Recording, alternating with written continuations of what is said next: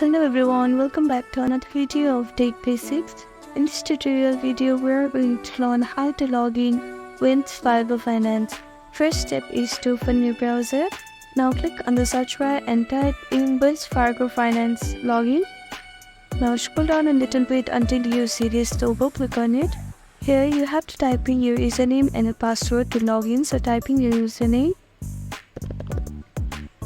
Now type in your password. If you click on this box, then the browser will save your username, and if you don't have an account yet, you can click on enroll and create a new account. If you have forgotten your username or your password, you can click on this link and recover it. Now click on sign on, and these are the simple steps that you can follow to log in Wells Fargo Finance.